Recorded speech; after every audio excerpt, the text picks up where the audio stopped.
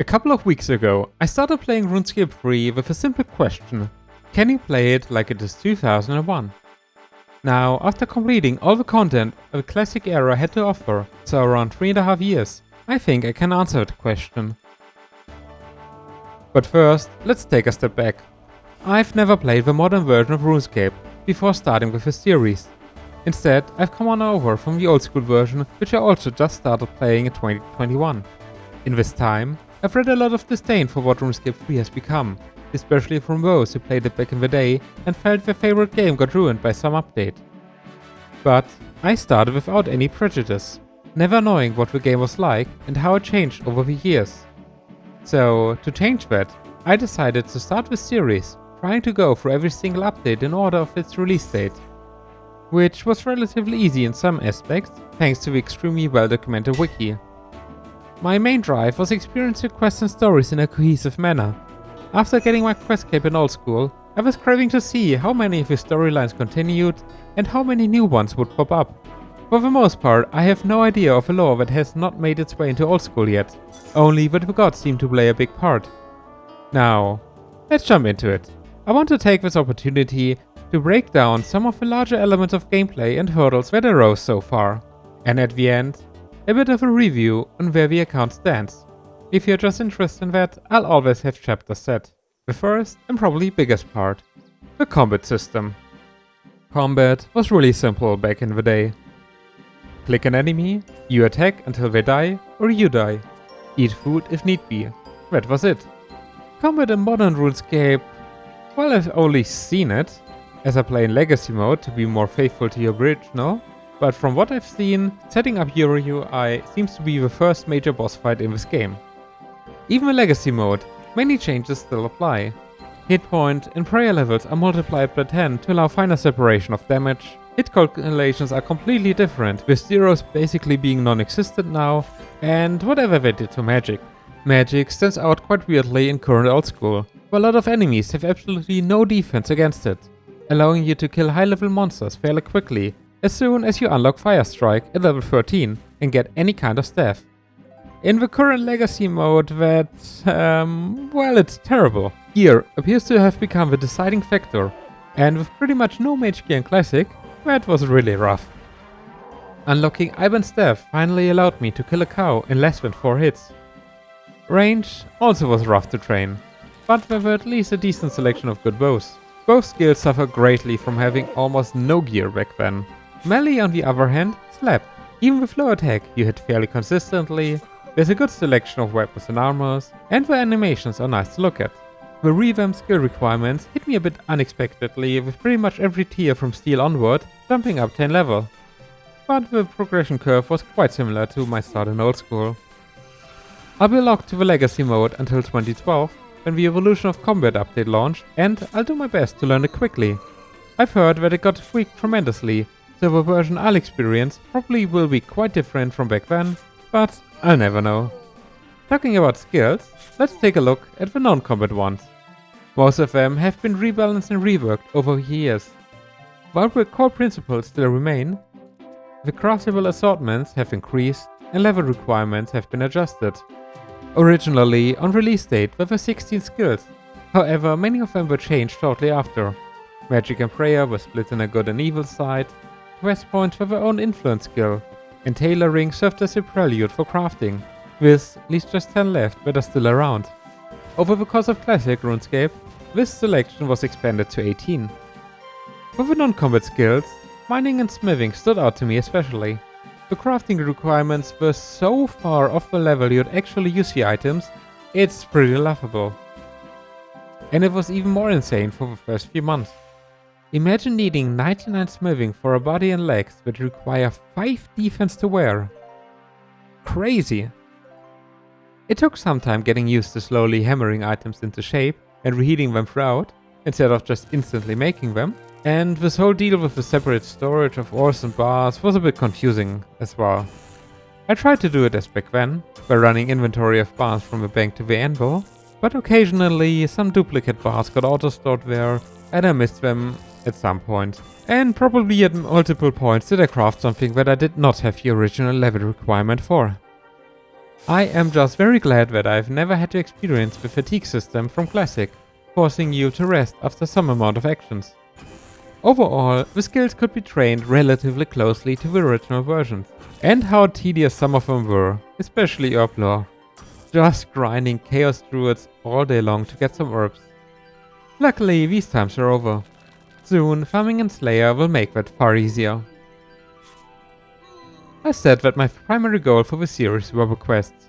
They are my favorite part of RuneScape, and I've done most quests in Old School at least twice on my first main, then my group Iron, and a couple more times during leagues or for speedruns, so I'm quite versed in them. This time around, however, I did not want to follow any guides. Instead, I just wanted to see how the NPCs direct me towards the goals. And in many cases, I was quite surprised. I never knew that during Holy Grail 6 statues popped up, directing you towards the entrance of the Fisher Realm. At other points, I was stumped. I found, for example, no clue that during Hero's Quest, you needed to descend into the Black Knight's fortress in Teverley Dungeon to get your first Dusty Key.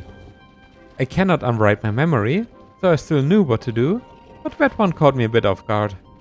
For the most part, the quests were surprisingly well described, even the puzzle sections. It'll be interesting once I get to the Grandmaster level quest in the far future. I plan to do everything unguided.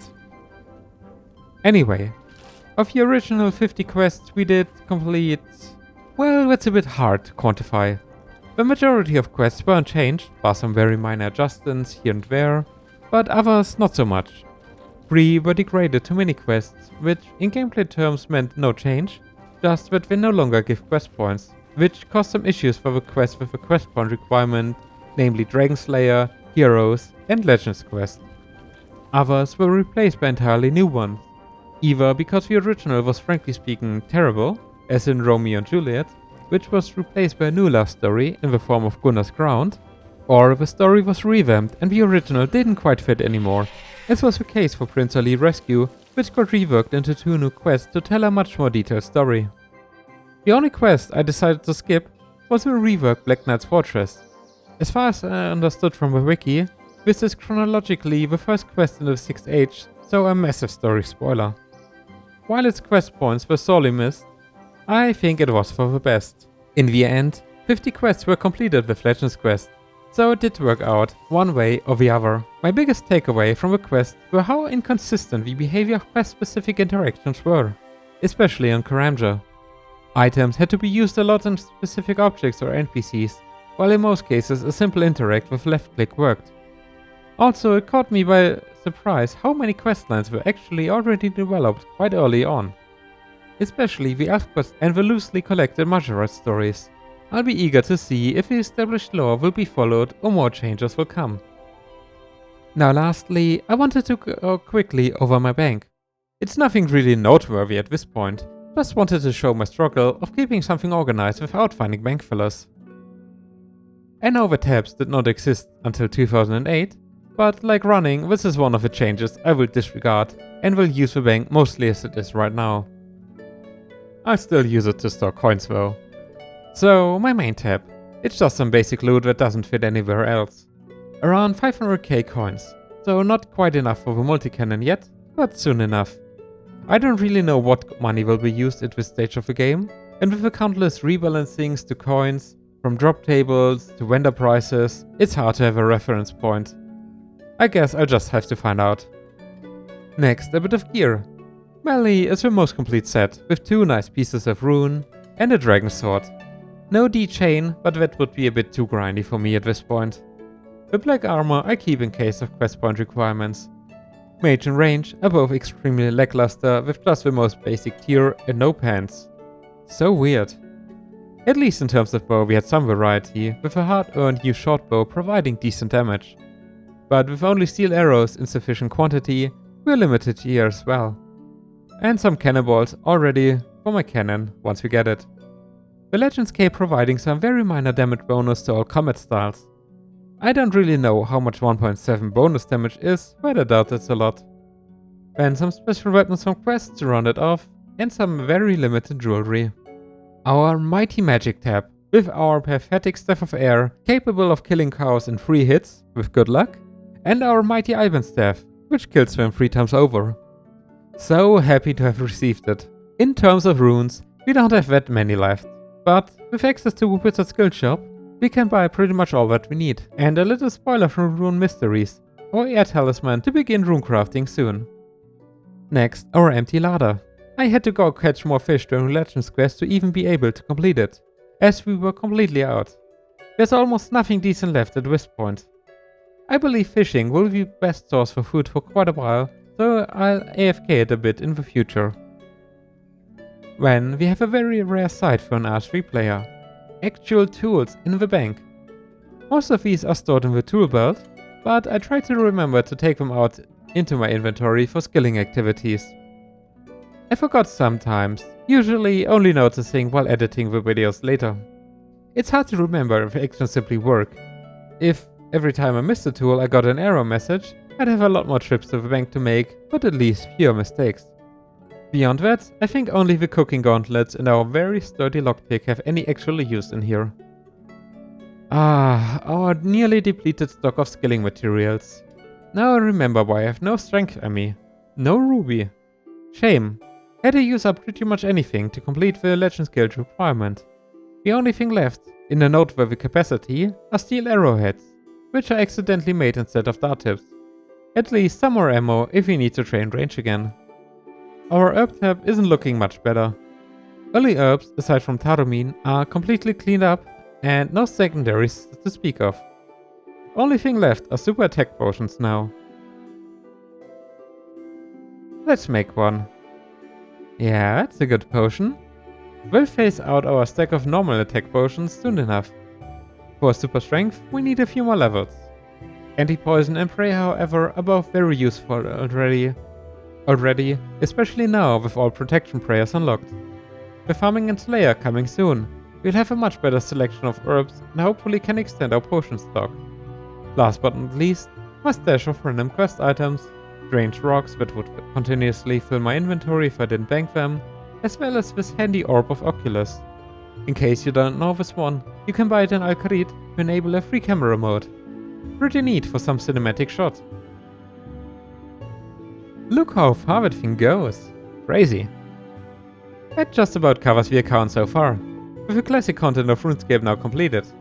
Soon we'll be jumping into RuneScape 2 with a plethora of new content, quests, gear, bosses, and much more.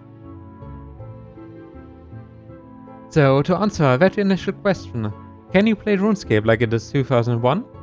Yes, for the most part. Despite all the changes to the world, there's not a whole lot mandatory new stuff that crept its way into the old content. Alright, I think I've rambled long enough for now. Thank you for watching, and I'll see you in the next episode, uncovering the mysteries of runecrafting. Until then, take care and have a wonderful day. Bye.